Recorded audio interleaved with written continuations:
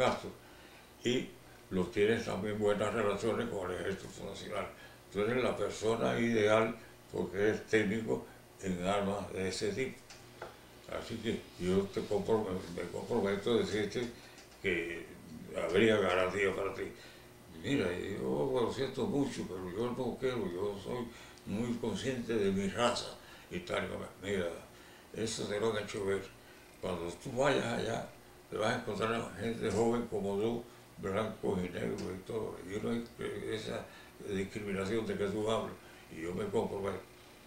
Entonces le digo, mira, Enrique, yo tengo confianza en ti y tuviste ya la razón, por lo que yo a esa petición que tú me estás haciendo, me lo han hecho 2 o 3 y yo le he dicho que no, se da la razón. Pero tú me mereces confianza y si tú me garantizas de que me van a tratar como un igual a todos, no como un superior, yo iría. Correría ese riesgo confiando en ti. Oneido, puedes confiar en mí, tú vas a ser bien recibido allá. Y efectivamente.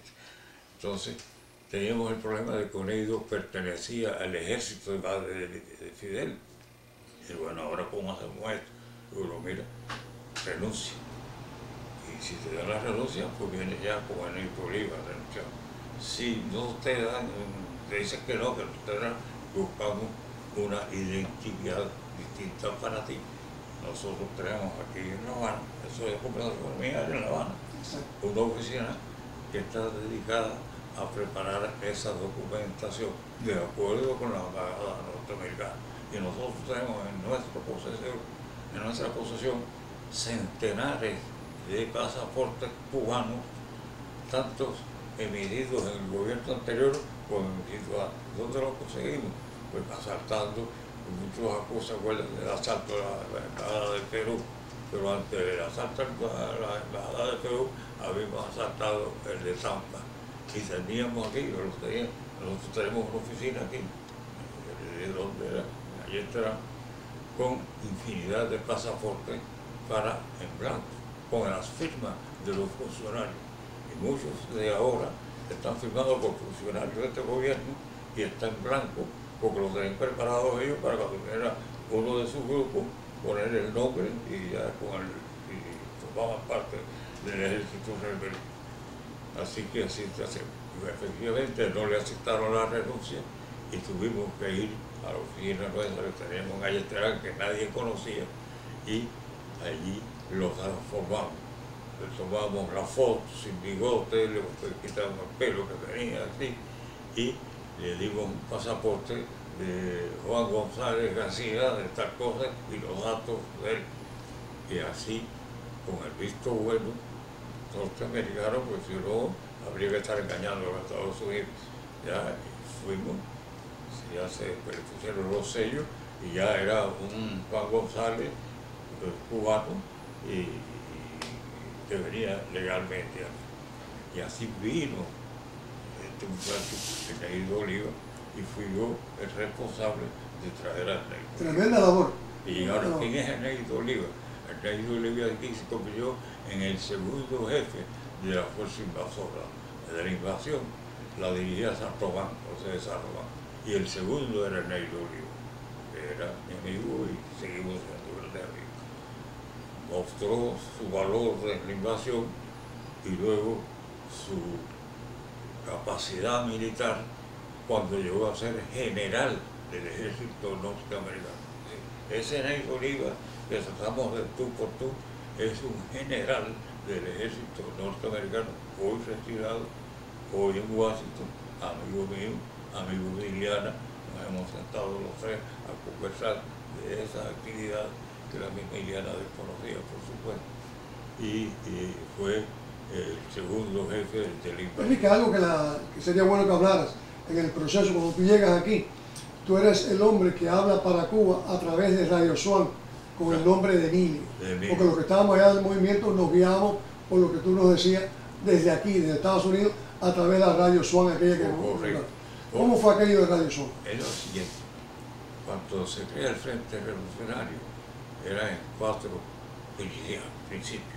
Uno era buscar un dirigente nacional responsable de ese nuevo gobierno que se iba a formar en Cuba. Ese fue escogido por nosotros. Segundo, establecer una estación de gran potencia, que fue Radio Swan, que transmitiera la verdad sobre Cuba para el pueblo real. Tercero, era el de reclutar jóvenes que pudieran entrenarse antes en la guerra guerrillera. Y esos fueron los puntos que se hicieron. Y uno de ellos era Radio Swan, que es una isla pequeñita cerca de Nicaragua, aunque pertenecía a Honduras. Y allí era donde se estaban entrenando los muchachos que antes iban a una guerra guerrillera y ya desde que llegó Bonito Oliva se convirtió en una guerra convencional y ya el entrenamiento era distinto.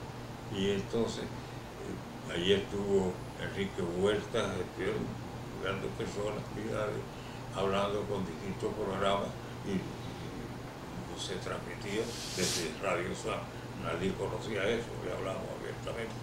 Nadie tenía idea de dónde salía esa estación y era de la isla de Swan. Y allí venía, yo hablaba en nombre, claro, del Frente Revolucionario, nunca del MDC, pocas veces del MDC, más bien del Frente Revolucionario. En realidad yo me recuerdo porque te escuchaba casi diariamente. Correcto, sí. En Cuba. En Cuba. Y entonces seguimos en la operación para ir formando a estos muchachos. Lo primero que se hizo fue mandar equipos de infiltración y se escogieron a muchos muchachos que ya estaban entrenándose para ir a Cuba a formar team de infiltración en distintas ciudades. Ellos se supone iban a tomar información y dárnoslas a conocer. Y aquí, con la información que teníamos, dártela a conocer a ellos. Pero se produjo un hecho que es penoso, y es que cuando se firma el acuerdo, y yo tengo el acuerdo firmado, se había dicho que la participación de los Estados Unidos iba a estar dirigida por fulano de tal, se dio el nombre. Y ¿de un americano? No, si es de los cubanos, era cubano y era Martínez Fraga, si no me acuerdo, eran dos hermanos, el que firma por Cuba.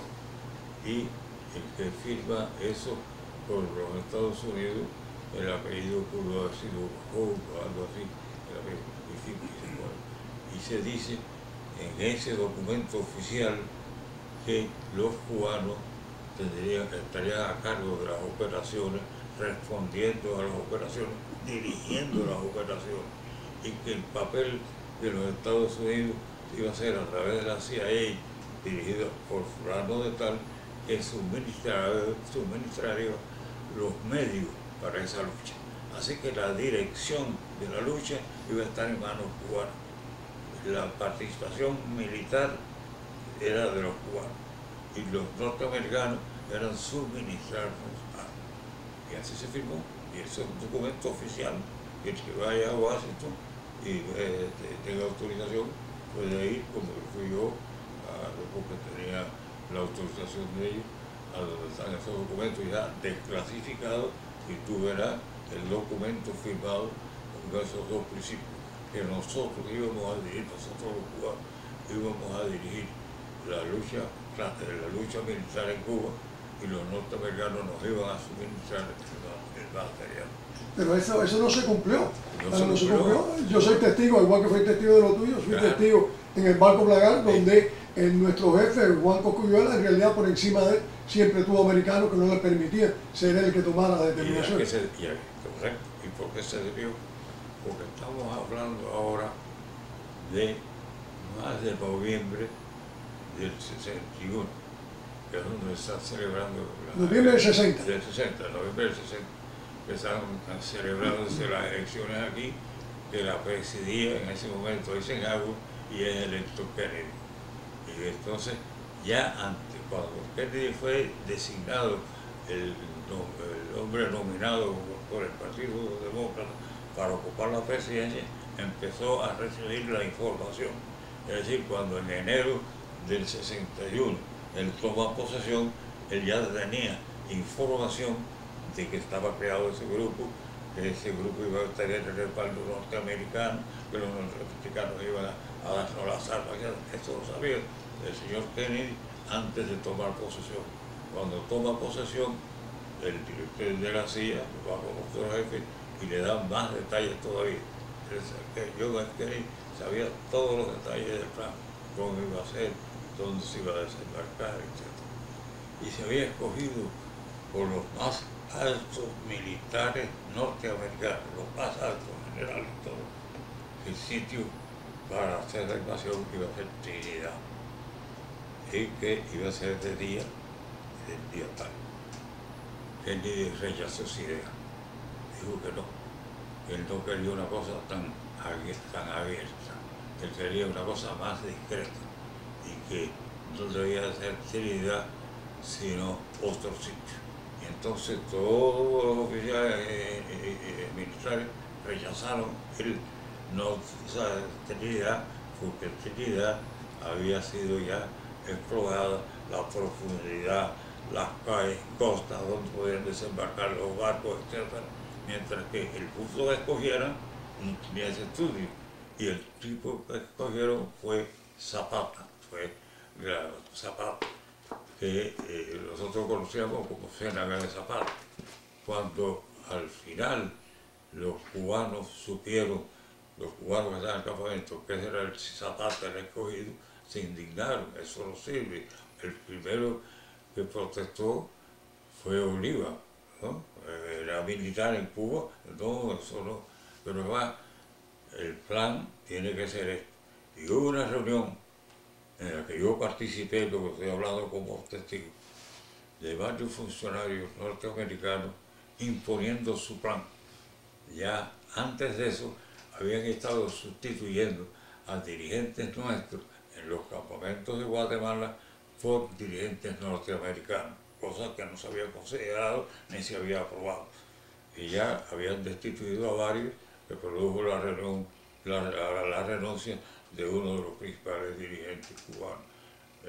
Y en esa reunión dijimos a Antonio Barona, Manuel Antonio Barona, esto lo estoy diciendo por primera vez, ni siquiera lo publicé en uno de mis libros, que fuera a Washington y convenciera a los norteamericanos que el plan que ellos tenían no servía, porque primero Zapata no era zona fácil de acceder, ni por ellos ni por nosotros. Segundo, como no se conocía la profundidad de las aguas, etc., sería un problema. Y tercero, que los barcos que ellos habían escogido, los norteamericanos, eran barcos de tercera categoría, eran barcos mercantiles de una compañía que, si no recuerdo, era García y compañía. No, y el barco principal, el Blagar, en el cual yo participé en las operaciones de dar armas en Cuba, que era el barco principal, no servía para nada. Para nada, no, pero era igual. Yo me acuerdo, como lo dijo después este muchacho que estuve hablando, me dijo, pero ¿cómo es posible que sean estos barcos que vamos a transportar a Río? O sea, en una operación que los norteamericanos habían gastado millones y millones de dólares en prepararla, nos enviaban a Cuba en barcos mercantes de esa compañía naviera. Por supuesto, no había preparación ninguna. Segundo, pasó lo siguiente: no teníamos suficiente combustible para los aviones nuestros. Los aviones nuestros eran B-36, aviones viejos, de no suficiente capacidad en los tanques para ir a Cuba, estar 20 minutos o una hora bombardeando y regresar. No, más que podían llegar era ir a Cuba, tirar 2 bombas y salir. Y para tener petróleo suficiente para llegar a Cuba y regresar, hubo que quitarle las ametralladoras de cola a esos aviones que no eran militares. Creo que eran los B-25. Los B-25 que se usaron en la Segunda Guerra Mundial. Y ahí se fue. Y por eso vino el fracaso. Salieron los aviones nuestros con esa incapacidad de defensa por la cola. Mientras que existían en aquella época aviones B-33 de gran velocidad. Exacto. Que Cuba los tenía, que los Estados Unidos lo tenían, pero no los dieron a nosotros. A nosotros los dieron los B-36. Y entonces los aviones nuestros, cuando viene la invasión, tienen suficiente combustible para llegar al punto que fueran a bombardear y retirarse enseguida. Si hubieran sido B-33, hubiéramos tenido más velocidad y mayor defensa. Hubo un general de los que fue a la inspección de la brigada y dio las calificaciones más altas de la fortaleza militar, la disciplina y el coraje de los cubanos. Y ese hombre dijo, o predijo antes, si en el ataque que se hace queda en pie un solo avión de Castro, perdemos la invasión.